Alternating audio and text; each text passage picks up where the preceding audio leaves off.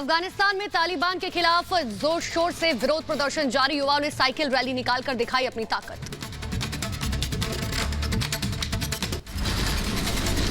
काबुल में अफगानी नागरिकों का प्रदर्शन जारी। पाकिस्तानी दूतावास के बाहर इकट्ठा हुए लोगों ने पाकिस्तान के खिलाफ जमकर नारेबाजी की। अफगानिस्तान के कपीसा प्रांत में महिलाओं ने बुलंद की अपनी आवाज। तालिबान खौफ के बावजूद सड़क पर उतरी महिलाएं। तालिबान और पाकिस्तान के खिलाफ जमकर नारेबाजी।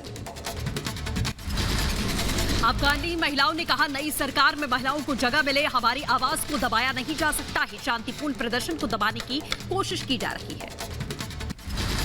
पाकिस्तान को लेकर अफगान नागरिकों में आक्रोश। तालिबानी आतंकियों की धमकी के बावजूद नहीं डरे लोग। तालिबानी आतंकियों को पीछे हटने के लिए किया गया मजबूर।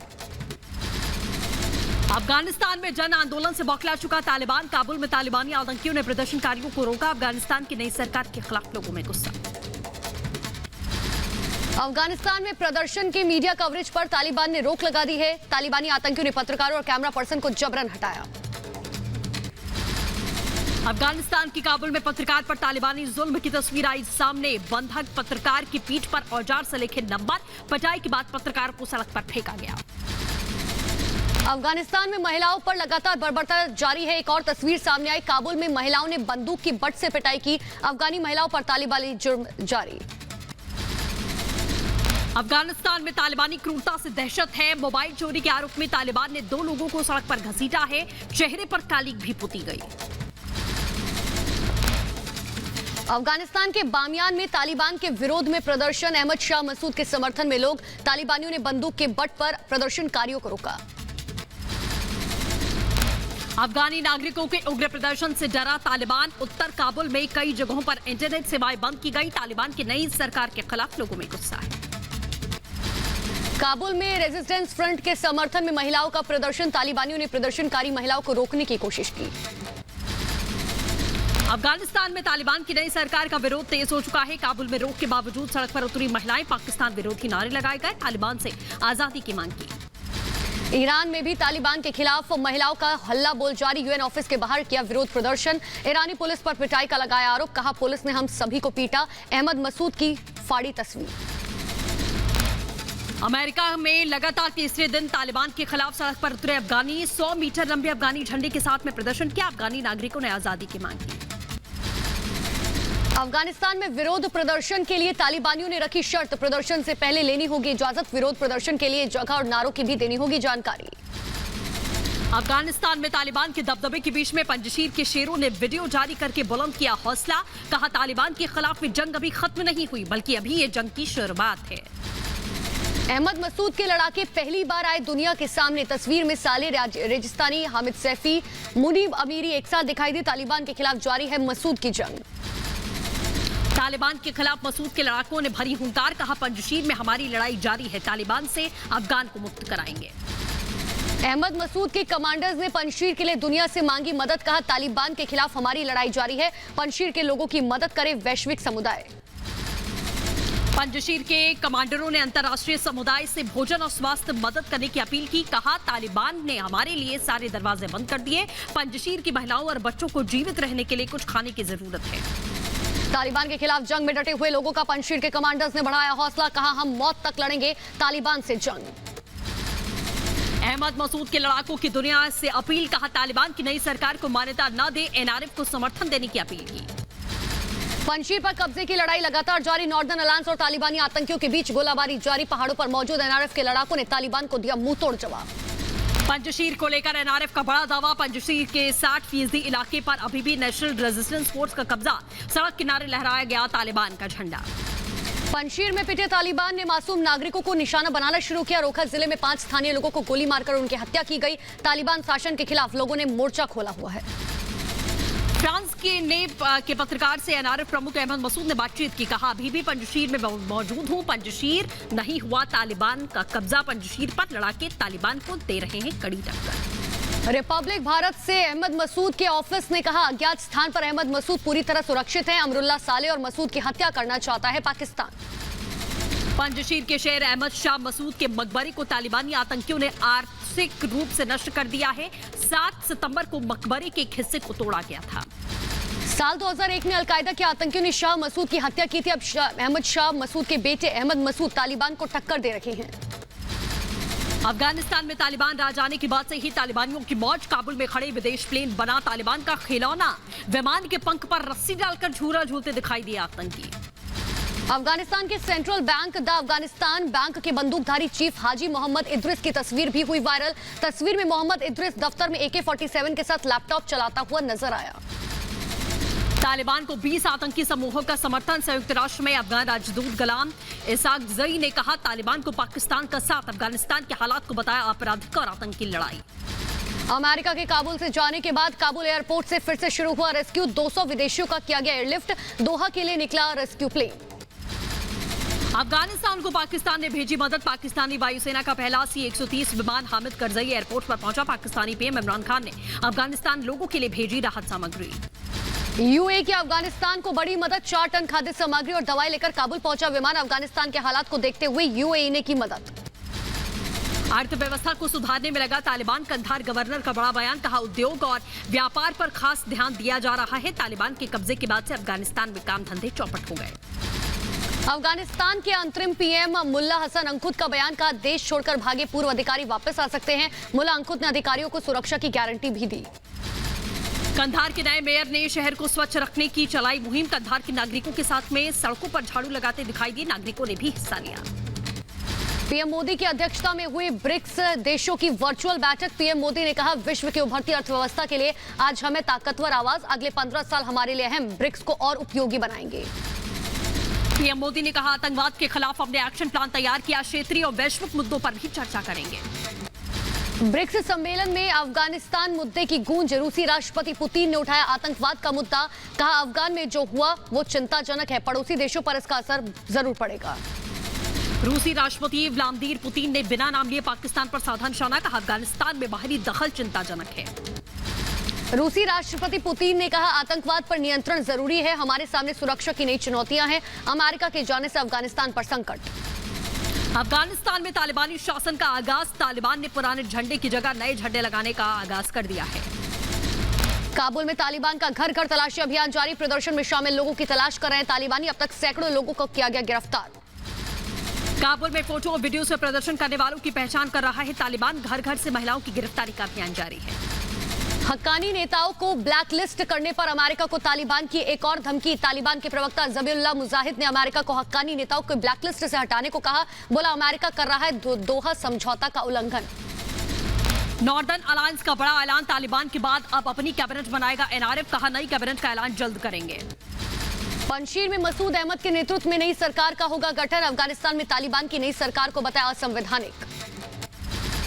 महिला विरोधी चेहरे पर फिर बेनकाब हुआ तालिबान। महिलाओं की क्रिकेट खेलने पर प्रतिबंध की घोषणा की गई। तालिबान के कल्चर कमीशन के डिप्टी हेड ने कहा, महिलाओं को स्पोर्ट्स नहीं खेलने दिया जाएगा।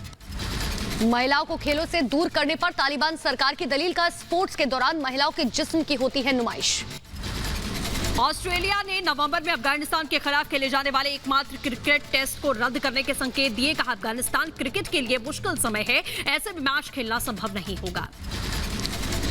9/11 की 20वीं बरसी पर बड़े जलसे की तैयारी में तालिबान। 11 सितंबर को सरकार बनाने की खुशी में जश्न मनाएगा तालिबान। अफगानिस्तान में तालिबान सरकार के खिलाफ बड़ी बगावत। पुरानी सरकार में काम कर रहे राजदूतों ने तालिबान की नई सरकार को समर्थन नहीं देने का ऐलान कर दिया है।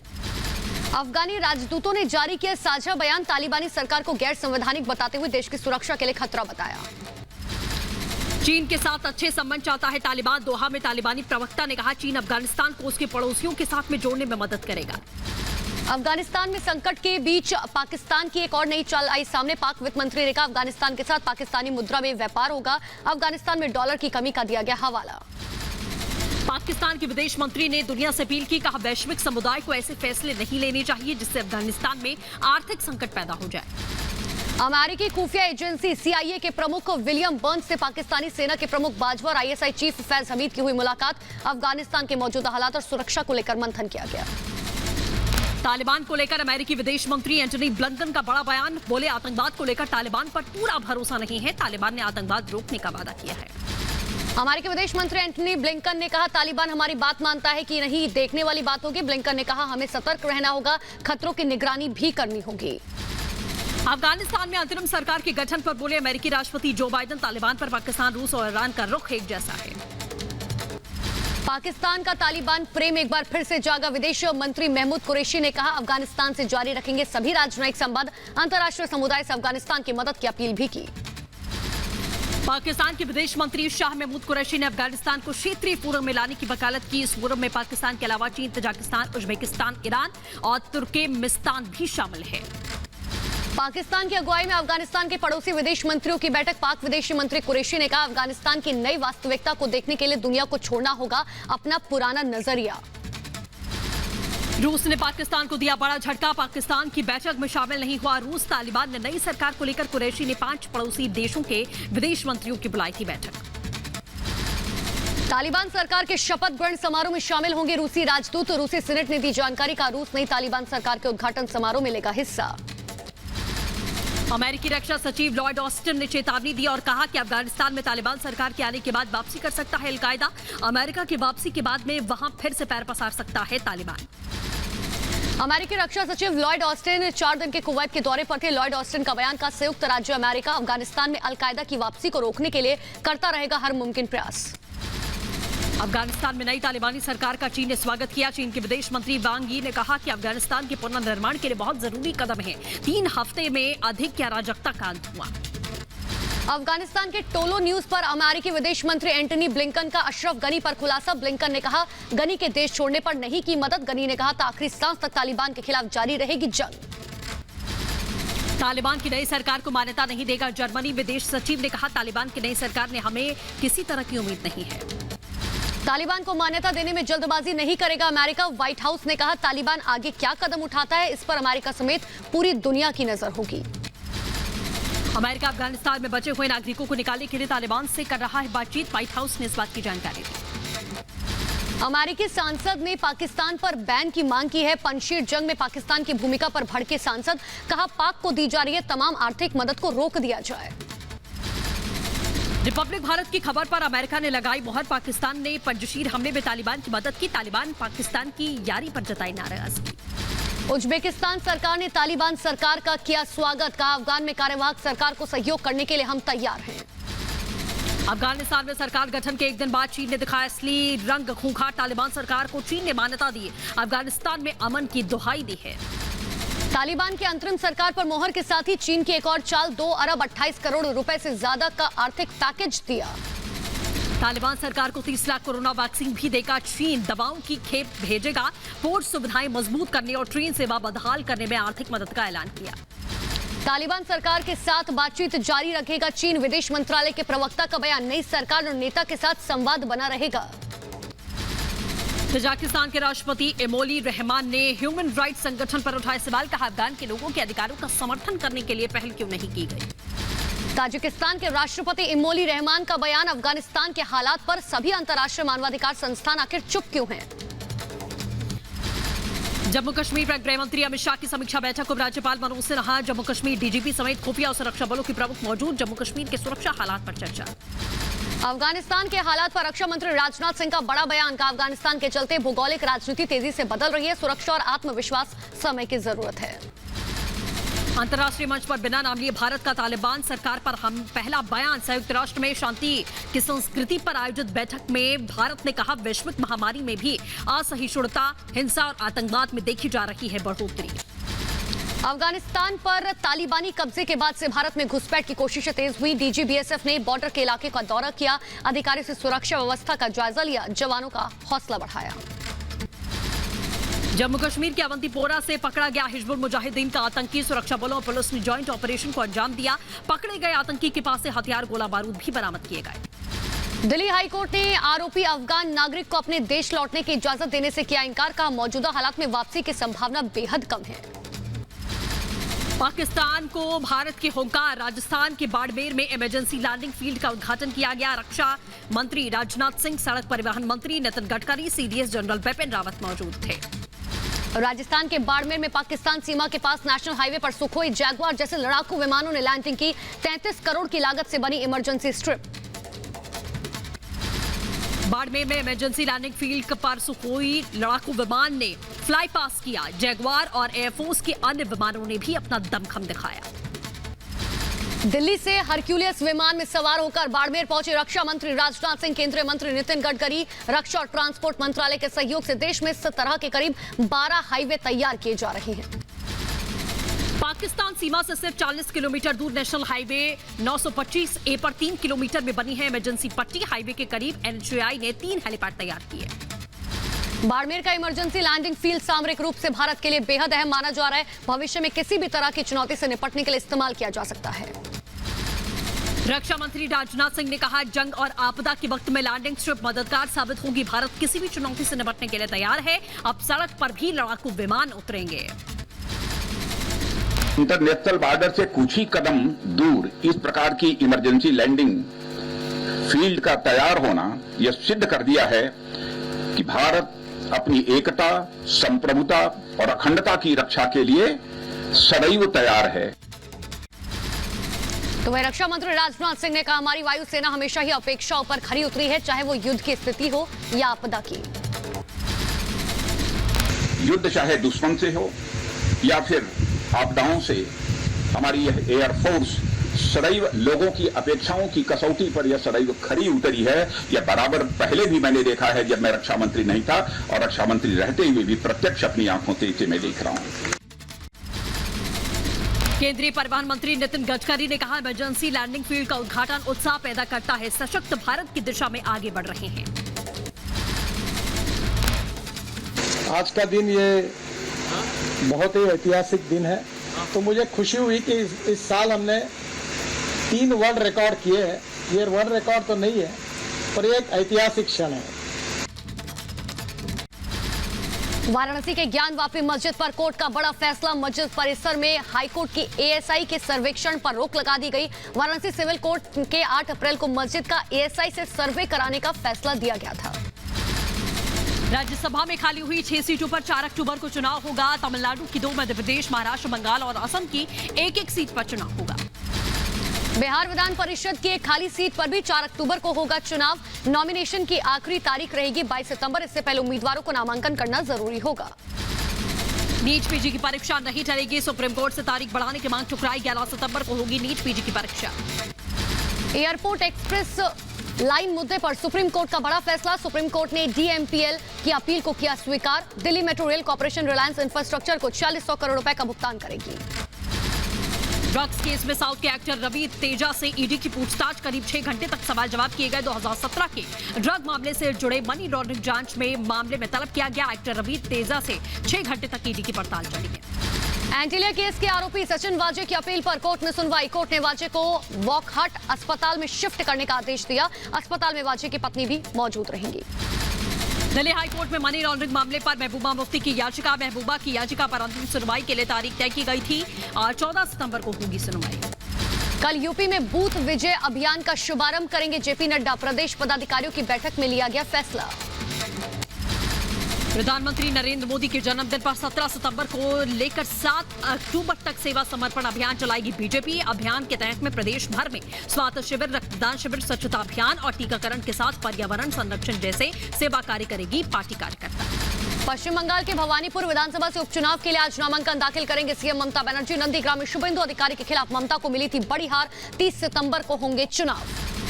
उत्तराखंड में लव जिहाद और धर्मांतरण के बढ़ते मामले को लेकर सीएम पुष्कर सिंह धामी का बड़ा बयान। ऐसे मामलों को लेकर सख्त कानून लाने की तैयारी कर रही है सरकार। अल्पसंख्यक वोटों को गोलबंद करने के लिए बाराबंकी में ओवैसी की रैली। यूपी में 100 सीटों पर ओवैसी की नजर। बीजेपी को बताया टारगेट नंबर 1। बाराबंकी की रैली में ओवैसी ने दिया भड़काऊ बयान। कहा, सीए का विरोध करने पर मुसलमानों को गोली मारी गई। भारत में धर्मनिरपेक्ष खतरे में है। यूपी के बाराबंकी में एआईएमआईएम चीफ असदुद्दीन ओवैसी के खिलाफ एफआईआर दर्ज। कोविड-19 के नियमों का उल्लंघन और सांप्रदायिक सौहार्द बिगाड़ने की धाराओं में एफआईआर।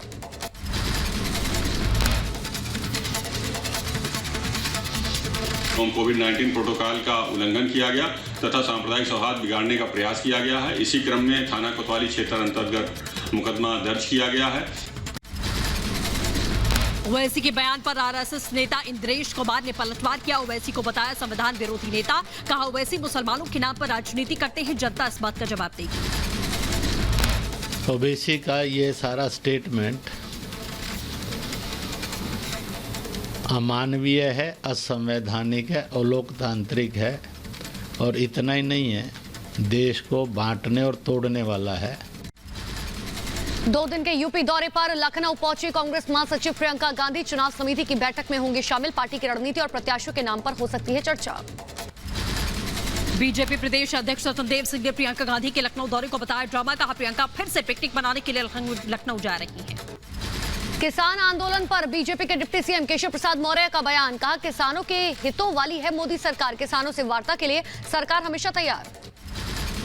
यूपी विधानसभा चुनाव के मद्देनजर लखनऊ में मंथन में जुटी बीजेपी मुख्यालय पर हुई अहम बैठक। यूपी भाजपा अध्यक्ष स्वतंत्र देव सिंह, प्रभारी राधा मोहन सिंह, संगठन महामंत्री सुनील बंसल समेत कई पार्टी के पदाधिकारी मौके पर मौजूद थे। बाहुबली विधायक मुख्तार अंसारी की बीएसपी से हो सकती है छुट्टी। यूपी चुनाव में टिकट नहीं देगी पार्टी। मुख्तार के भाई और भतीजे के समाजवादी पार्टी ज्वाइन करने के बाद बीएसपी ले सकती है फैसला, सूत्रों के हवाले से जानकारी।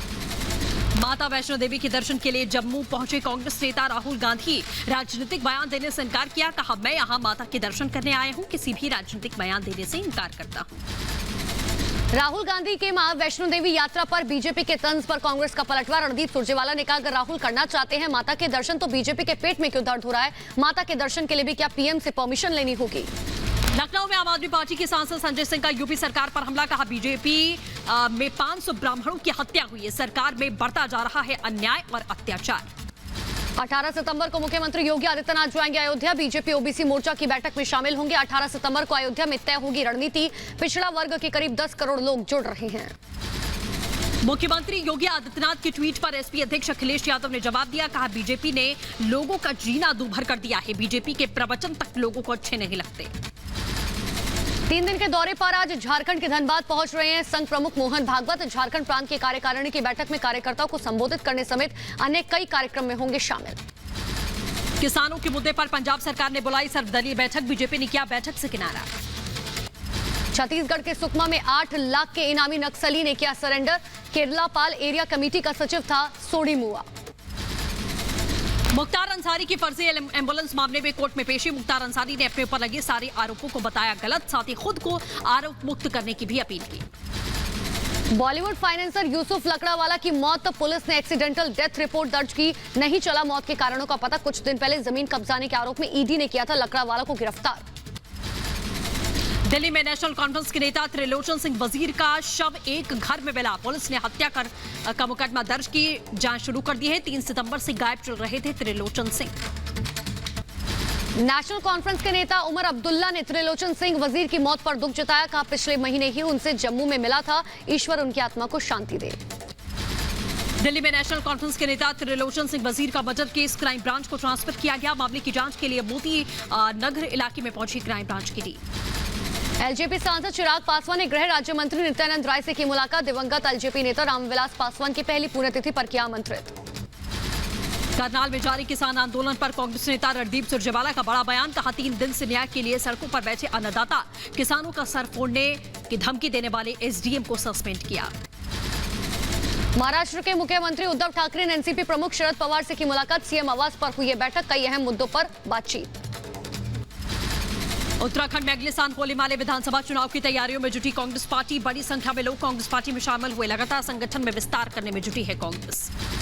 उत्तराखंड बीजेपी में चल रहे विवाद का कांग्रेस का बयान। प्रदेश अध्यक्ष गणेश गोदियाल ने कहा कांग्रेस से बीजेपी में गए विधायक उमेश शर्मा काऊ को बीजेपी नहीं मिलने वाला कांग्रेस जैसा सम्मान। यूपी के कानपुर में अवैध नागरिकों की पहचान के लिए पुलिस अभियान जारी करेगी। 20 नए संदिग्ध लोगों की तैयारी की लिस्ट की गई है। वेरिफिकेशन में 26 संदिग्धों में 18 लोग निकले भारतीय। 8 लोगों के वेरिफिकेशन का इंतजार है। यूपी के बुलंदशहर में अवैध निर्माण पर प्रशासन का बुलडोजर चला। अवैध निर्माण को बुलडोजर से ढाया गया। बीते 1 महीने में 15 अवैध कॉलोनी को गिरा दिया गया। असम के जोरहाट में हुई नाव दुर्घटना पर एनडीआरएफ का राहत बचाव कार्य जारी है। अभी भी कई लोग लापता। एनडीआरएफ के डिप्टी कमांडेंट ने जानकारी दी। कहा फंसे हुए लोगों को निकालने की कोशिश लगातार जारी है। झारखंड में बीजेपी कार्यकर्ताओं पर लाठीचार्ज का विरोध किया गया। रांची विधानसभा के बाहर बीजेपी विधायकों का प्रदर्शन। हेमंत सरकार के खिलाफ जमकर नारेबाजी। बीजेपी नेता के बयान से दुखी झारखंड के स्वास्थ्य मंत्री ऑटो चलाकर पहुंचे विधानसभा। कहा चाय बेचने वाला प्रधानमंत्री बन सकता है तो राज्य में एक ऑटो चलाने वाला भी मंत्री बन सकता है। त्रिपुरा के अगरतला में सीपीएम दफ्तर में तोड़फोड़ का विरोध। सीपीएम कार्यकर्ताओं ने बीजेपी के खिलाफ प्रदर्शन किया। बीजेपी पर तोड़फोड़ का आरोप लगाया गया। पश्चिम बंगाल के बीरभूम में निष्कासित 3 छात्रों का विरोध प्रदर्शन। शांति निकेतन विश्व भारती विश्वविद्यालय से निष्कासन को लेकर पिछले 11 दिनों से विरोध कर रहे हैं छात्र। करनाल में किसानों के धरने पर अनिल विज का बयान, कहा किसी के कहने पर किसी को फांसी नहीं चढ़ा सकते। लाठीचार्ज प्रकरण पर होगी जांच पड़ताल, दोषियों के खिलाफ होगी कड़ी कानूनी कार्रवाई। छगन भुजबल के बरी होने पर एनसीपी और छगन भुजबल के समर्थकों ने मनाया जश्न। महाराष्ट्र सदन घोटाले केस में मिली राहत। तेलंगाना सरकार 11 सितंबर को लॉन्च करेगी medicine from the sky programme. ये परियोजना भारत सरकार का पहला संगठित BVLOS ड्रोन परीक्षण होगा। नीति आयोग और हेल्थ एंड ग्लोबल इसमें साझेदार हैं। दिल्ली के केंद्रीय रेल मंत्री अश्वनी वैष्णव ने स्ट्रैंडल कैरियर और ग्रिडर ट्रांसपोर्ट को झंडी दिखाकर रवाना किया है। फुल स्पैन लॉन्चिंग इक्विपमेंट की सुविधा से लैस है। केंद्रीय नागरिक उड्डयन मंत्री ज्योतिरादित्य सिंधिया ने कहा नागरिक उड्डयन देश की अर्थव्यवस्था में महत्वपूर्ण स्तंभ है। मंत्रालय के लिए बनाई गई 100 दिन योजना 100 दिन के लक्ष्य में 3 स्तंभ रखे। उत्तराखंड के नैनीताल पहुंचे सीएम पुष्कर सिंह धामी ने स्थानीय लोगों से मुलाकात की, समस्याएं सुनकर जल्द समाधान के निर्देश दिए। सीएम पुष्कर सिंह धामी ने इलेक्ट्रिक वाहनों पर प्रोत्साहन राशि की घोषणा की। पॉल्यूशन बोर्ड इलेक्ट्रिक गाड़ी की खरीद पर देगा प्रोत्साहन राशि। लखनऊ में आजादी का अमृत महोत्सव और चौरी चौरा शताब्दी समारोह का आयोजन किया गया। समारोह में सीएम योगी के भारतेंदु हरिश्चंद्र की प्रतिमा का अनावरण किया। कहा हर क्षेत्र में पारंपरिक राष्ट्र के लिए समर्पित थे भारतेंदु हरिश्चंद्र। उत्तर प्रदेश विधानसभा की वेबसाइट हुई है। यूपी डेस्को ने दर्ज करवाई साइबर सेल की शिकायत। हैकर की तलाश में जुटी साइबर सेल थाने की टीम। अमेरिकी दूतावास के प्रभारी अतुल केशव ने किया आरएसएस के प्रमुख मोहन भागवत से मुलाकात। जाना राष्ट्र कैसे बन सकता है महान। केशव ने कहा भागवत के साथ में अच्छी चर्चा हुई। उत्तर प्रदेश उर्दू अकादमी कार्यकारिणी की घोषित। गोरखपुर के दरअसल एक कॉलेज में बने उर्दू अकादमी के अध्यक्ष बनाए गए। यूपी में लंबे समय से भंग चल रही हज समिति का गठन किया गया। उत्तर प्रदेश के राज्य में हज समिति की कार्यकारिणी ने ऐलान किया। मोहसिन रजा समेत कई और लोगों को सदस्य बनाया गया। यूपी के फखरुद्दीन अली अहमद मेमोरियल कमेटी की भी सरकार ने की घोषणा। अध्यक्ष समेत 5 लोगों के नाम घोषित किए गए। लखनऊ के अथर सगरी बने अध्यक्ष। उत्तराखंड के मंत्री सतपाल महाराज का देवस्थानम बोर्ड पर बड़ा बयान। कहा लोग नहीं समझ पा रहे बोर्ड का काम। मंत्री के लोगों से अपील बोर्ड का बिल पढ़ें और उसका अध्ययन करें। सतपाल महाराज में केंद्रीय पर्यटन मंत्री जी किशन रेड्डी से की शिष्टाचार भेंट। पर्यटक स्थलों पर लाइट एंड साउंड शो विकसित करने समेत रोपवे निर्माण पर भी मंथन हुआ। यूपी में मदरसा शिक्षा परिषद के सदस्यों की घोषणा। 5 सदस्यों के नाम घोषित किए गए। बनारस के इफ्तिकार अहमद बने अध्यक्ष। उत्तर प्रदेश के मुरादाबाद में आंगनवाड़ी कर्मचारियों ने सौंपा ज्ञापन। समाजवादी पार्टी के सांसद एसटी हसन को ज्ञापन सौंपकर अपनी मांगे रखी। सांसद के माध्यम से प्रधानमंत्री को भी एक ज्ञापन दिया गया। हरियाणा के रेवाड़ी में एबीवीपी कार्यकर्ताओं का जिला सचिवालय के बाहर प्रदर्शन। इंदिरा गांधी विश्वविद्यालय के कुलपति के खिलाफ में जमकर नारेबाजी। भ्रष्टाचार की जांच कराने की मांग। बीसी का पुतला फूंककर छात्रों ने रोष व्यक्त किया। कोरोना महामारी पर स्वास्थ्य मंत्रालय ने एक बार फिर से चेताया। स्वास्थ्य मंत्रालय का बयान, कहा हम अभी भी कोरोना की दूसरी वेव के बीच हैं। खत्म नहीं हुआ है कोरोना। देश में फिर से बढ़ रहा है ग्राफ कोरोना का। रोजाना सामने आ रहे 40,000 से नए मामले। कल 338 लोगों ने दम तोड़ा है। देश भर में तेजी से जारी है टीकाकरण अभियान। अब 71 करोड़ से अधिक लोगों को लगाया गया टीका। यूपी में वायरल बुखार का प्रकोप बढ़ चुका है। सीतापुर के अस्पताल में बेड फुल हुए। एक बेड पर 2-2 बच्चों के इलाज के लिए मजबूर हैं लोग। यूपी के संभल में बुखार के चलते 3 साल के मासूम की मौत। संभल में बुखार से मौत का ये पहला मामला। यूपी में कोरोना और रहस्यमयी बुखार को लेकर सीएम सख्त हैं। लखनऊ में अफसरों के साथ में बैठक की। सीएम ने आला अधिकारियों को जरूरी दिशा निर्देश दिए। पुणे में नाबालिग लड़की के साथ अपहरण के बाद सामूहिक दुष्कर्म मामले में पुलिस की कार्रवाई जारी। अब तक 16 आरोपियों को किया गया गिरफ्तार। हरियाणा की नाबालिग लड़की से भोपाल में दुष्कर्म का मामला। पीड़िता ने लगाए जबरन देह व्यापार में ढकेलने के आरोप। मामले में कई नेताओं की भूमिका संदिग्ध है। रेप की घटना से फिर शर्मसार हुआ राजस्थान। अलवर में दिल्ली की युवती से गैंगरेप। आरोपियों ने लिफ्ट देने के बहाने कार में किया दुष्कर्म। यूपी के मैनपुर में नाबालिग के साथ में रेप। आरोपी युवक को परिवार ने किया पुलिस के हवाले। पुलिस ने दर्ज किया केस। यूपी के रायबरेली जिला अस्पताल के बदतमीजी का एक वीडियो भी आया सामने। खुले आसमान के नीचे हो रहा था मरीज का इलाज। अस्पताल की दलील, मरम्मत का काम चलने के कारण बरामदे में हुआ इलाज। यूपी के रायबरेली में तेज रफ्तार का कहर। ट्रैक्टर ट्रॉली पलटने से हादसा। करीब 11 से 12 लोग जख्मी हुए। इलाज के लिए घायलों को अस्पताल में भर्ती किया गया। गाजियाबाद के लोनी इलाके में बेखौफ बदमाश। दिन दहाड़े बदमाशों ने प्रॉपर्टी डीलर की गोली मारकर की हत्या। बदमाश मौके से फरार। पुलिस ने दर्ज किया केस। यूपी के बुलंदशहर पुलिस ने बाइक चोर गिरोह का भंडाफोड़ किया है। दिल्ली, हरियाणा, यूपी से बाइक चोरी करने वाले लोगों को गिरफ्तार किया गया। चोरी के साथ बाइक बरामद की गई। यूपी के शामली में हर्ष फायरिंग का एक वीडियो आया सामने। हाथ में रिवॉल्वर लेकर हर्ष फायरिंग करा पूर्व प्रधान। वीडियो के आधार पर पुलिस ने जांच शुरू की। दिल्ली के मुंडका इलाके में मां की गोली मारकर हत्या करने वाला बेटा गिरफ्तार। आरोपी के पास से पुलिस ने 2 पिस्तौल भी बरामद की।